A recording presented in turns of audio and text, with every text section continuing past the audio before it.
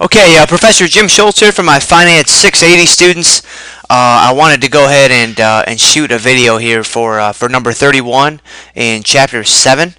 There is a video up online right now for this same problem, but I think it was from a previous textbook that used a similar problem but a different interest rate, and so you may have been able to gather from watching that video how to solve this problem, but the numbers here are going to be a little bit different, and so I thought that it would be beneficial to go ahead and go through this whole thing start to finish. And so I'm not going to read through the whole problem just in the interest of time, but basically if you take a look at this bond, you see it has three distinct segments, right? For the first 6 years or 12 semi-annual periods, nothing is going to happen. For the next 8 years or 16 semi-annual periods, you're going to get $1,100 a period. And for the final 6 years, you're going to get $1,400 every 6 months. The goal here, the idea, is you need to bring all of these back into present value. Okay. Now again, as you know, if you were at the review session the other night, you saw, hey, there are oftentimes many ways to solve these problems. So you may have set this up a different way, and you may get the same numbers. That's fine. You know, if that makes sense to you and that is financially logical, then I don't have an issue with that whatsoever. I personally like to break things apart so that I can clearly see what is happening when. That's just kind of a personal preference. All right, so obviously nothing is happening here, so we don't have to do anything there. So we're going to start with this guy, right? We're going to start with this middle annuity component. So basically, you're getting $1,100 every 6 months.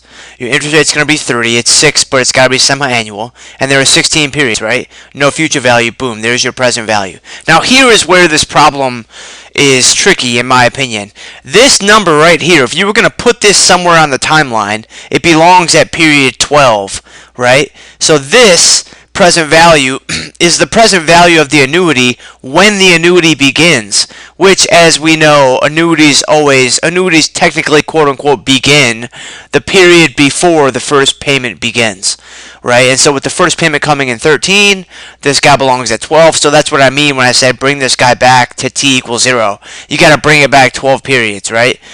Plug in as a future value, and you crank out that present value. And then you're going to handle this bottom segment, this last segment, the exact same way. You're going to start by finding its present value, $13,935.61. That belongs at period 28, so you've got to then bring it back 28 periods, right? So that's going to give you a PV of 6090.93. And then you also have the final 20,000 lump sum that happens at t equal 40. So you got to bring that guy back 40 periods, and its present value is only 6131.14. And this is actually the entire value of bond N, because its only cash flow is that $20,000 lump sum payment at the end. And so then if you add up the three present values that we found, you get 21,913.18. This is the value of M. So this is how you solve number 31 in Chapter 7. And in the same video, I think I'm going to go ahead and I'm going to scroll down here. I'm going to knock out number 34 on Chapter 8 as well. This is a good problem to go through because it's kind of it's a non-constant growth problem, so that makes it good. But it's presented to you in a slightly unique way, and so I thought that it would be helpful to go through this problem. And so the way this problem sets up is the company's going to pay 2.25 dividend, or just paid 2.25 dividend. That's going to grow by 20% in this first year, and then they're going to start to decrease that dividend by 5% every year until they reach a 5% growth rate. And so when you look at the sequence of dividends, you see that dividend 1 is going to be 270, found by taking D0 times 1.2, or 1 plus 20%. And then the growth rate's basically going to decrease to 15%, and then 10%, and then 5%. All right, and so you find the dividends according to this decreased growth rate, right, in a similar fashion to how we have always found them. And now here's what's interesting. Since the growth is going to stay at 5% once it reaches 5%, it reaches 5% in the fourth period, which I don't have on the timeline, but would be right here, right? So that means the non-constant cutoff is going to be 3. That's how you know that, all right, when you need to find the price before constant growth, it's going to be P30 because the constant growth begins in period 4. And so that's why you see me looking for P3 here. And so I used the D4, which I went ahead and found in the first step because I knew I was going to need it.